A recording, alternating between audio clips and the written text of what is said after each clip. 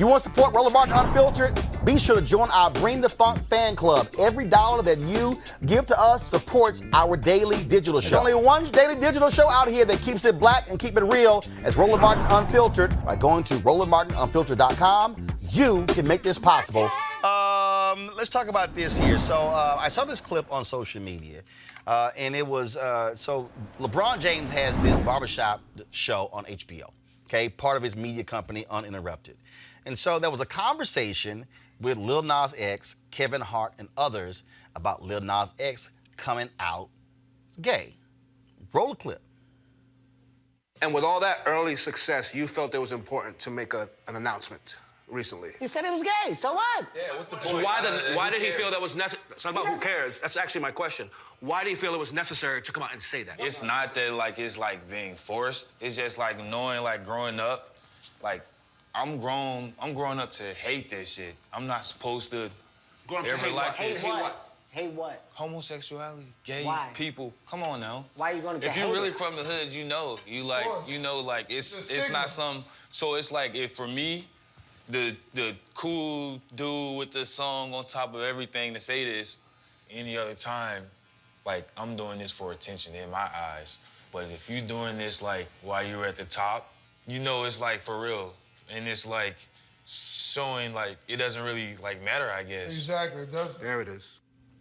Now, allow me to deconstruct this. And so there was this huge backlash on social media with people saying, oh, that's the stuff that happens in black barbershops, homophobic, sectors, all they talk about is women, and stuff along those lines. And they were trashing, I can't believe Kevin Hart said that.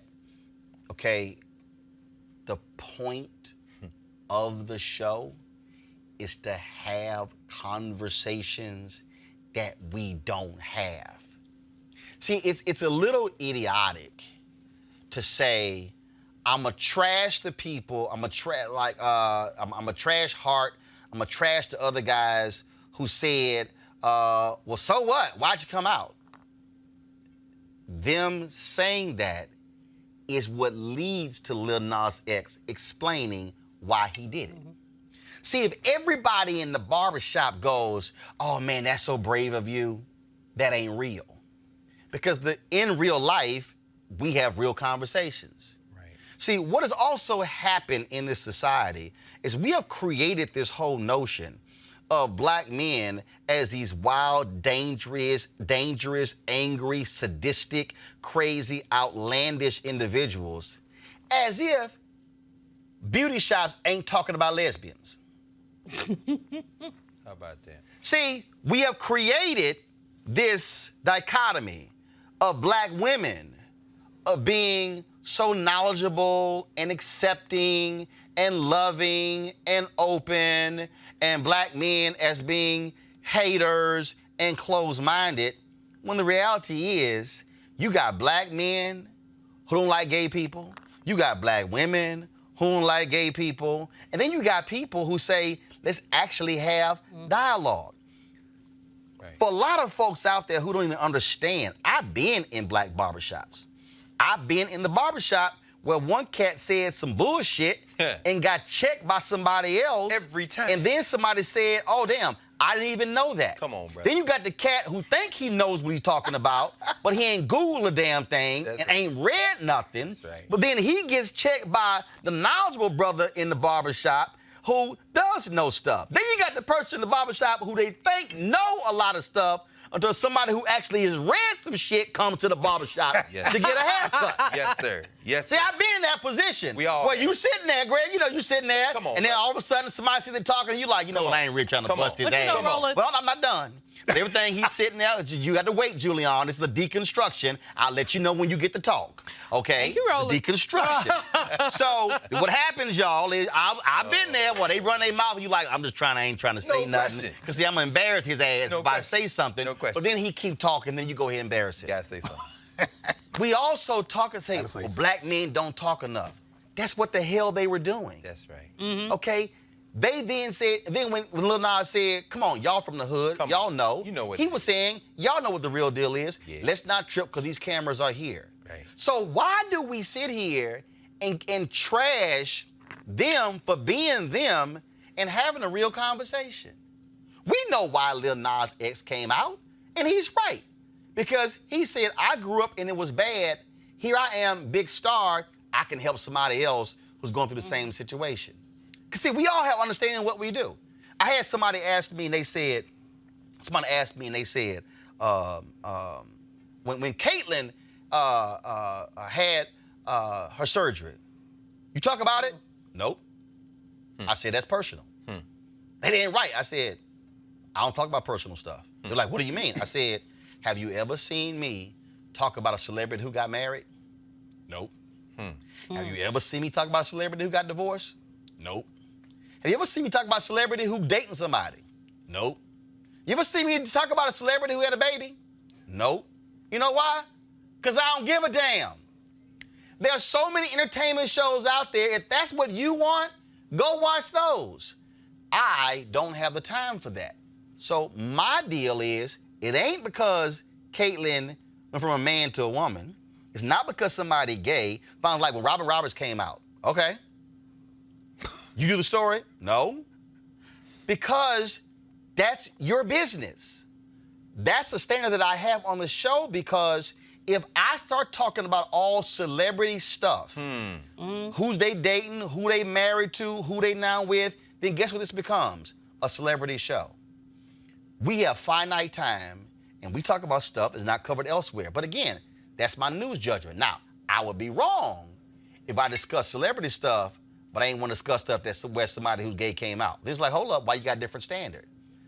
The reason this pisses me off is because we have this society, and black folks are really doing this as well, but we are trashing black men who are trying to be more transparent and open and honest and having conversations. Because see, if y'all really want to go there, you go to a black women's conference, oh hell, they talking about all kind of stuff. They sitting here crying. I mean, they are wailing, you name it. Wailing. But you go to a black male conference, and you got most folks talking about sports, plans, dominoes, tonk, spades, bid, whist, because it's about games. Because we promote this whole idea when black men get together or men get together, it's all fun and games, but women get together and they working on themselves, stuff along those lines. If you don't like the honest and raw conversations that they have on this show, well, don't watch. But it's wrong of us to get mad when somebody in an actual conversation says something and that's their particular point of view. Remember a couple of years ago when Mark Cuban was on a panel and he talked about how he felt if a group of black men were dressed a certain way and they were approaching him, how he would respond. People got all upset. And I was like, and I said it, why y'all getting upset? Because that's Mark Cuban actually being honest. If Mark Cuban can't be honest about that conversation, then how can we actually break down walls? See, the problem I have is we have fake conversations.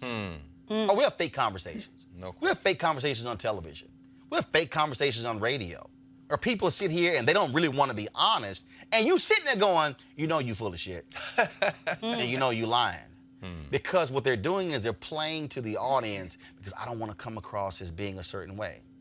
I believe the reason we have problems in our marriages, in our families, in our frats, in our sororities, in barbershops, in beauty salons, in groups, because we don't have real, raw conversations.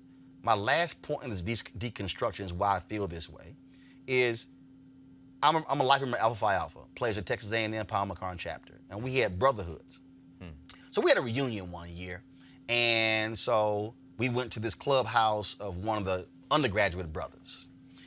So we walked in, and the brother's like, all right, man, so we got food here, and so we got the music going on, we got stuff to drink, our girlfriends and the AKs, they coming by about 9:30, then we go to a party. And we all like, we looked at, the grad brothers went, do they not know this is a brotherhood?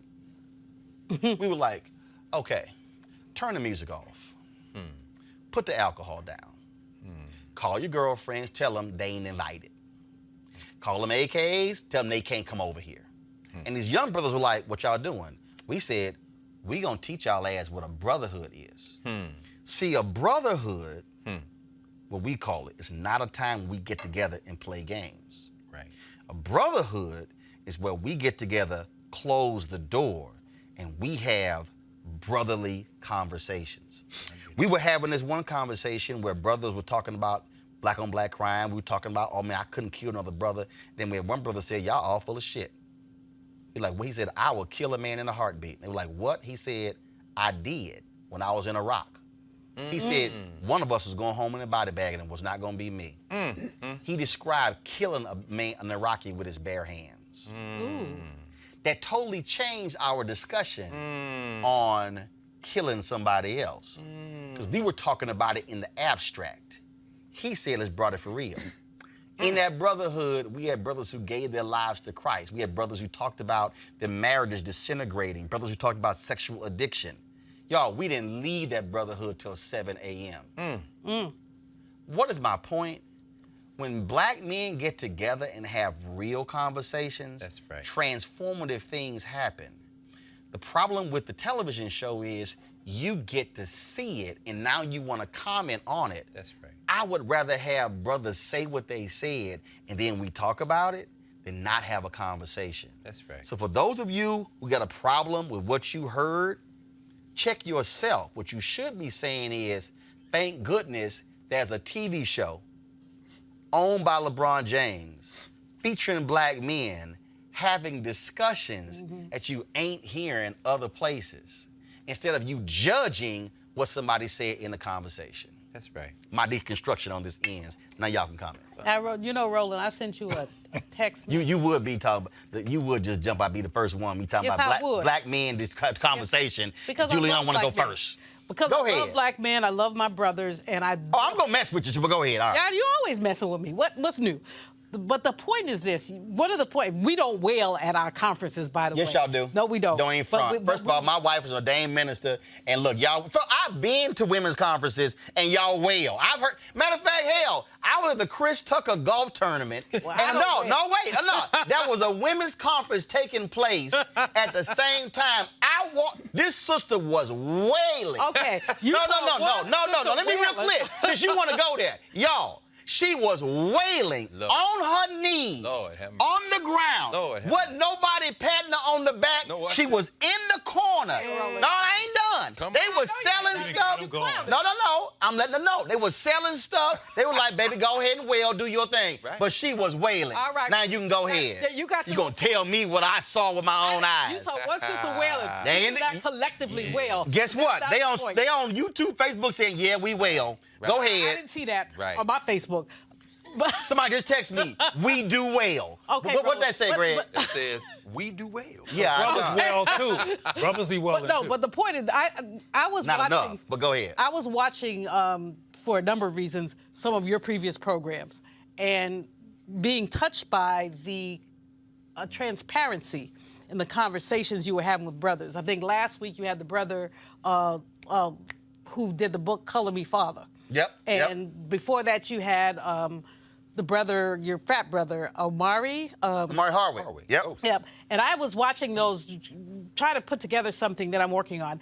And but what struck me, Roland, and I sent you a note saying you need to begin to have these conversations with brothers and to make this something we do. You know, there are plenty of women's conversations. We don't look at men as a collective. We look at women as a collective of women's issues. And, you know, I'm the last of living feminists. Last living nationalist feminist. But in any case, but we don't look at brothers as a collective, and we must, because much of the damage that happens in our community happens because there is no transparency among men about what's going on with them. But that little clip, I had never seen that before. But the brother came, he said he was gay, and why do you have to say that? Because we know there's homophobia in our community. I ain't scared. I'm not scared of anybody's sexuality. In fact, let me just say that the black community is like the human community. It's not a monolith. We know that. So people say the black community is not a monolith. Please be quiet on that, because you haven't said anything profound. Nope, not at all. No, that's number one. Number two, stay out the barbershop, please. Just like when we were What you mean growing by up. that? No, when we was growing up, you stayed out the beauty parlor. If I needed to get a message in the beauty parlor, I stood at the door. If my mom was getting her hair fixed and I had to go run an errand. In other words, there used to be spaces you could and couldn't negotiate. Now, because we're not a monolith, I accept unisex hairstyle, and I've had my hair cut in them.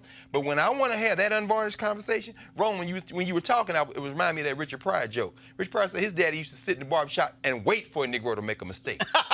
1940, what? They didn't fight nothing. And he said, get in your car, I got the almanac at the house. Boom. The point is that anybody can get it in the barbershop or the beauty parlor. And I don't want to hear a conversation between women, gay, straight, LGBTQ, whatever, when they are having a conversation when they're unpacking something. Because there is a value to being in spaces where you can be unfettered. Now, Kevin Hart, for whatever reasons, jumped out there. Lil Nas X got to explain himself to the brothers. I'm not worried about your sexuality, but you got to explain yourself to me. And quite frankly, let's be clear, love to Kevin Love, but I ain't even in no barbershop with no white dudes sitting there because I'm going to have a conversation and you can finally, this is the last thing I'll say.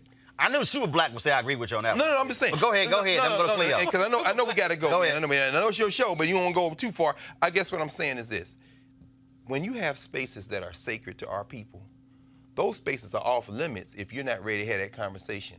If there are other places you want to go, fine. But you have the choice to be able to do that. And you have the freedom of choice. But as far as I'm concerned, at my age, if you don't want to hear that, stay out the barbershop. So, Cleo, the issue again I had here was that because it's a TV show and they're filming it and people are now getting mad at the response. No, the response was real because that's what real people say. Yeah. And I'm not going to get mad when somebody said, well, why? Like, even you laughed when we played the clip when Kevin said it. Well, what's the problem? He like, you gay, okay? And it's like, and look, and you same gender lover, and you were cracking up laughing, but the point here is they were having a conversation, and that's the whole point. Have real conversations. Well, excuse me, I completely agree, because it's true that we as a people are not having enough conversations, period. And somebody made it difficult for us to unify, to have dialogue some time ago, and we're now in the festering zone of not having had conversations, and it's a long time coming that needs to happen. I think another perspective needs to be considered here. I saw this piece because your producer sent it to me. I hadn't seen it, and I saw some of the comments. And this is what has not been said yet. Same-gender loving black people, including black men, go to barbershops to get their hair cut because they black men. Right. They got this kind of hair. Right. I hate going to the barbershop because either I'm hearing about some Christian crap or some sports or some what people call so-called homophobic conversations about faggots, etc. This is what happens all the time at the barbershop. You got to change your barbershop. Oh, well, I'm talking about, I'm not talking about my barbershop. I'm talking about the phenomena that people are thinking about when they watch this show. Yeah. There was some moments of probably waiting to exhale, if you will, among same-gender living people who watch this, because what we're not saying or considering is that had never happened before. It's 2019. And that never happened. A conversation between black men where a same-gender loving person talks about what they are in the presence of other black men. I've been in those spaces, brother. But I hear what you're saying. No, he's saying that's on air. I'm on air. Go ahead. Please, Go ahead. Thank you for hearing the context. No, you're right. I'm talking about on air. Yeah. So people are listening with sensitivity. I disagree with the comments that I heard that were similar to what you raised in terms of people critiquing it, but I get it. Because for another problem that we have here is that the LGBTQ community, which is a war community that fights everybody, that don't take no stuff, that starts fights, that invented the word homophobia, teaches black people how to deal with who they are in very defined and defensive ways instead of rational ways in terms of reflecting with other black people. And the black community, like I told you some time ago, has not had a macro conversation about same-gender loving people being part of the black experience. There's been a macro, so a collective. What I mean is that there's been silos. There's been academic discussions. There's been discussions sponsored by white gays to get black people to speak their rhetoric. What kind of, I'm curious. But there has what not kind been. Of conversation are you talking about? A town hall at an NAACP meeting? Tell me what you mean. I'm talking about black people getting together to rationally engage the fact that there's same-gender loving, bisexual, and what's called trans people in our community, and engaging that phenomena in ways that are no longer, at least for that day, judgmental or abusive or creating the scar tissue or exacerbating the scar tissue that's there that has yet to be resolved because we have not had the conversation. Even on the continent, in Uganda and Tanzania, Africans have had a conversation about this that was macro. It was televised, and there were local conversations. We have not done that in my lifetime, but there have been silos. So there are people who are watching that phenomena who might be considered, if you will, too sensitive, and that might be true, who are reacting because they didn't see it pan out the way they wanted it to pan out in terms of a conversation. Right. What you're saying, Roland, is that it was a real conversation, and it should be seen as a real conversation, and people should not be dogging it because it didn't turn out the way they wanted it to, because people were doing something that we need to have that we're not doing. Because when you dog it, what you're now doing is you're telling somebody, oh, I ain't gonna say nothing because I know what happened last time. And my point is, you can't. Okay. When somebody says, again, I go back to, again, the brotherhood concept. Okay, the brotherhood concept. I remember being in a brotherhood where one brother let some stuff, he repeated some stuff that happened in the brotherhood. And he got his ass whooped. And we didn't move. He got his ass whooped. And we let it go. Then it was like, okay, then we're done. Now, why? Somebody probably is like, oh, that's violence. Keep your mouth closed. The point there was, no. Damn. See, again, though. See, again, No, when you take care of stuff in-house, see, that was a reason why my college chapter never got infected by external forces, because we didn't let it in the house. We took care of business in the house. That's what a brotherhood does. The purpose of a brotherhood is I should be free to say whatever I want to say, and it stays in the brotherhood. Right, but most brotherhoods... So the point I'm saying here on this conversation here, the reason I take offense to the people who got mad is because of television, we are observers of the conversation, but we ain't in the brotherhood. If you stop it, if you stunt the conversation, you're never gonna have a real conversation. Because everybody's too careful. Right. And that's why my deal is when we talk about race, when we talk about sexism, misogyny, when we talk about what you're talking about, same-gender loving, you have to allow the space to create it. For somebody to be so against, I don't care, because if I shut you down from the outset, there will never be a real conversation. But guess what? Hold on, Cleo. Right? No, hold on. Cleo, and then I'm ending this in 3 minutes. Go. Okay, one of the critiques I saw was that Kevin Hart was being phony. Right. Because Kevin Hart was like, oh, he's gay. And what y'all talking about? When, I'm not saying what I agree with, I'm talking about how people, I interpret behavior. They were like, wait a minute, he just got finished not getting a gig, and he has these attitudes that sound like somebody who's anti-homosexual. But the people also, but here's the other piece. People also don't know, which I also don't know, when that was shot. Sure. So I don't know if that conversation was shot before the Oscar controversy or after. Right. No, but go ahead. But let me just ask wait a one minute, I'm question, almost Cleo. finished. Oh. Cleo, go ahead. No, Cleo, go ahead. When the controversy happened is not really relevant. I got you. What he did that was so-called homophobic, and on another show I'm going to tell you why I say so-called, because we don't have time today, happened before the Oscars. It happened a long time ago. I got you. And so that had been registered before then. But one thing I want to close with, so you can understand the difference between somebody who's heterosexual, who might be watching this, somebody who's same-gender loving, who's watching this, in terms of how they're reacting to it or might be concerned about things beyond Kevin's phoniness, is that wherever I go, people assume I'm heterosexual. So I'm in the barbershop and we do the handshake. I'm getting to get my hair cut, and people will launch into the Jesus Christ N-word field. LeBron did a good hook shot, faggot conversation. And then I have to come out, but I'm not really coming out because I don't believe in coming out. I come into self-love. I come into self-knowing, and everything else takes care of itself. I'm not concerned about what nobody thinks. I don't come out to nobody. You know, I don't care what you think, so I don't come out. But the point I'm making is, though, when I see black people being foul to black people, I intervene.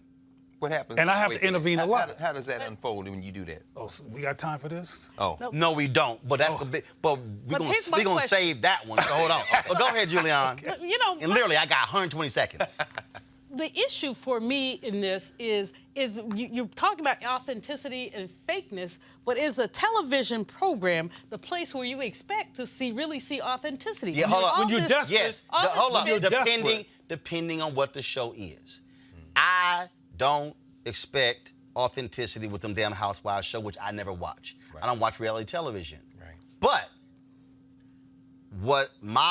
the philosophy that I have brought my entire career in media is that when I'm on radio and we're on TV, we ain't having fake conversations. No, we real, but that's No, but that's my point. So my point is the realness of the discussion is really predicated on the platform and the folks But involved. was that the appropriate platform, Roland?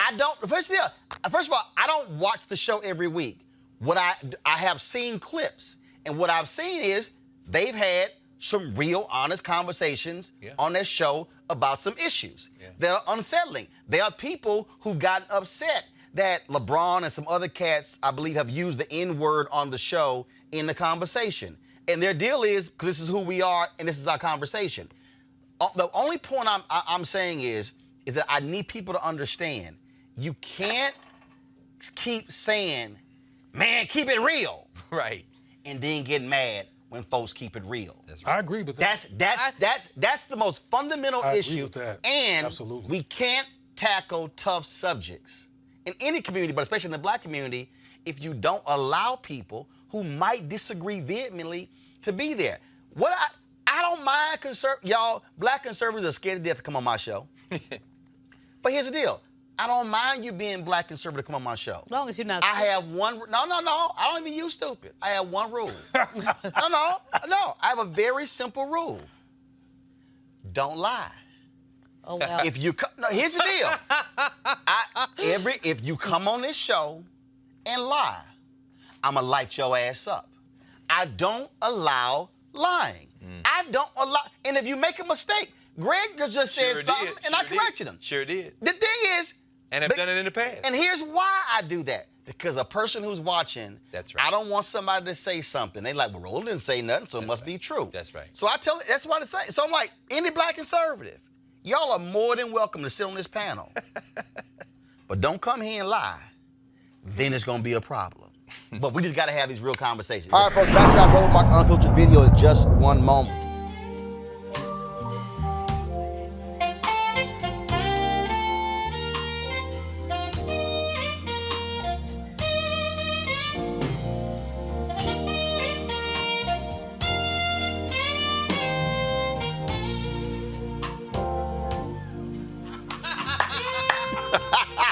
So Greg, it's a great camera work. So Gerald Albright was in Virginia. I shot that video last year, and so we got some other stuff we're gonna be showing y'all. But that's Gerald Albright, one of the folks performing Luxe Jazz Experience in Cabo, November 7th through the 11th. I am gonna be there, folks. We'll be broadcasting Roland Martin Unfiltered at Thursday and Friday. It's gonna be a phenomenal opportunity, folks, listening for you to have top-notch music and libations, as alcohol, and of course, golf and spa and wellness. We have the Omnia Day Club, Los Cabos, nestled in the Sea of Cortez and the celebrity playground of Los Cabos. It's a wonderful experience, the second annual Ultimate Jazz Getaway for folks who appreciate that music. It's going to be a phenomenal time, luxury accommodations. Again, as we said, great food, great drink, golf, spa, health, wellness, all kinds of stuff we'll be doing there. And of course, the various things taking place include many concerts, the Spirit of Jazz Gospel Brunch, Jazz Sunset Cruise. Some of the confirmed guests, comedian actor Mark Curry, Gerald Albright, as I said, Alex Bunyan, Raul Madon, Incognito, Pieces of a Dream, Kirk Whalum, Average White Band, Donnie McClurkin, Shalea, Roy Ayers, Tom Brown, Ronnie Laws, Ernest Quarles, and more. If you want to see the whole lineup, go to lifeluxejazz.com, L-I-F-E-L-U-X-E jazz.com, L-I-F-E-L-U-X-E jazz.com. And if you're wondering, this venture, it is a black-owned venture, just so y'all know that. And so I'm one of the ambassadors. I'll be there. A birthday celebration for me. We're going to have a great time. So I want y'all to go to the website, check out the packages, and look, it's going to be cold in November on the East Coast. So y'all can come hang out in Cabo for 4 days so we can have a grand time. So really looking forward to making that happen. lifeluxejazz.com, lifeluxejazz.com. Now back to your Roland Martin Unfiltered video.